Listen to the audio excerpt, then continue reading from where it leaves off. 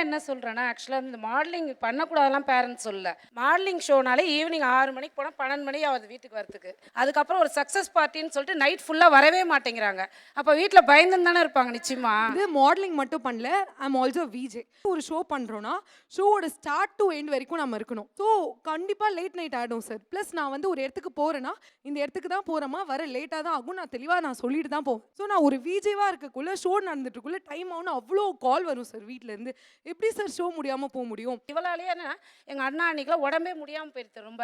இப்போ பிபி சுகர்லாம் ரொம்ப அதிகமாகிடுச்சு இவங்களால. விட்டா முடி கொட்டுறதுக்கும் நான் தான் ரீசன், மூட்டு வலிக்கும் நான் தான் ரீசன் சொல்கிறாங்க. இவளால் தான் சார் மூட்டு வலி. வாசல்லே நின்று பார்த்துனே இருந்தால் மூட்டு வலி வர என்ன சார் பண்ணும் நீங்கள் சொல்லுங்கள். சார் ஒரு விஜேவாக இருக்கேன் சார். அந்த ஈவெண்ட் வந்து ஒரு சக்ஸஸ்ஃபுல்லாக முடியுது.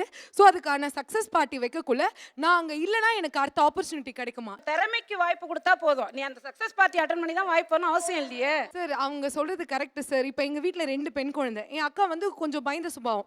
ஸோ அவள் வந்து இப்போ டாக்டர் படித்து அவள் ஒரு ஃபேமிலி செட்டப்பில் இருக்கா. பட் நான் அப்படி இல்லை. நான் சின்ன வயசுலேருந்தே ரொம்ப போல்டாகவும் பிரேவாகவும் இருப்பேன். எனக்காக ஸ்டாண்ட் பண்ணிக்கிற தைரியம் எனக்கு இருக்குது. அதனால தான் நான் இதை தைரியமாக நான் இந்த ஃபீல்டை நான் எடுத்தேன். அப்படி எடுத்தால் என்ன தெரியுமா, சின்னதாக சொல்லிடுறாங்க, என்ன ஆம்பளை மாதிரி எல்லாமே பண்ணுறேன். அவங்க மட்டும் இல்லை, எங்களோட சொந்தக்காரங்கள்லேருந்து நெய்பர்ஹுட்லேருந்து இன்னும் பொண்ணு ஆம்பளை மாதிரி வெளியே போகுது வருது இப்படி இருக்குது. அப்போ ஒரு பொண்ணு பிரேவாக போல்டாக இருந்தால் அவளுக்கு வைக்கிற ஒரு பட்டம் இது.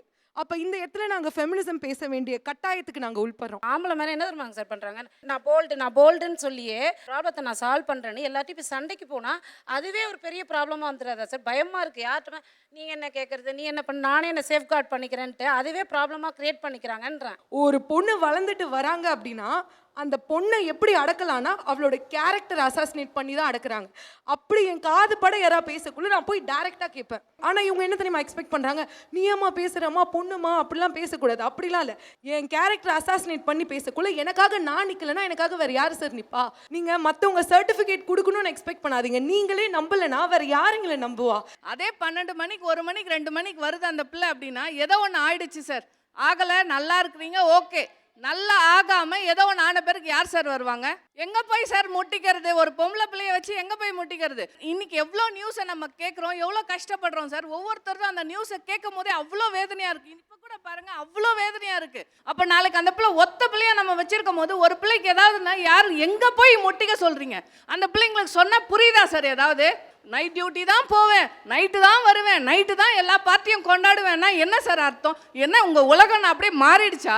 அப்போ பிறந்தவங்களும் அம்மா அப்பான்னு தான் கூப்பிட்றோம், இப்போ பிறந்தவங்களும் அம்மா அப்பான்னு தானே கூப்பிட்றோம். அம்மா அப்பா எதுவுமே மாறிடாதுல்ல. அப்போ இப்போ மட்டும் உங்களுக்கு என்ன?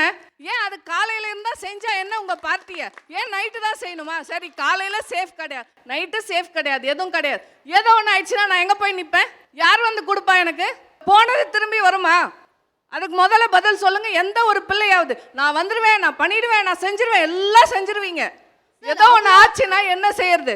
அதுக்கு முதல்ல யாருக்காவது பதில் சொல்லுங்க. அவ்வளோ பயம் இருந்துச்சுன்னா அவங்களாச்சும் கூட கம்பெனிக்கு வந்திருக்கலாம்ல சார். உங்க பொண்ணு என்ன ஆகணும்னு ஆசைப்படுறாங்க? அவங்கள மாடலிங் தான் சார். அந்த மாடலிங் 10 மணி ஆகுது, 11 மணி ஆகுது. அதே 11 மணி ஆகும்போது நான் தான் கூட இருக்கிறேன். ஃப்ரெண்ட்ஸ் எல்லாம் சொல்லுவாங்க, பரவாயில்லையே உங்கள் பேரண்ட்ஸ் இவ்வளோ சப்போர்ட் பண்ணுறாங்க. அந்த பெருமை எனக்கு வேண்டாம், என் புள்ள பாதுகாப்பாக இருக்கணும்னு தான் நான் பண்ணுறேன். நான் உங்கள் எல்லாருக்கிட்டையுமே ஒரு கேள்வி வைக்கிறேன். நாங்கள் பொண்ணாக இருக்கிறதுனால மட்டும்தான் எங்கள் கனவுகளை அடக்குறீங்களா? இதுவே ஒரு பையனாக இருந்தால் அவன் என்ன வேணால் பண்ணலாம்ல, அவன் கனவுக்காக ஓடலாம்ல.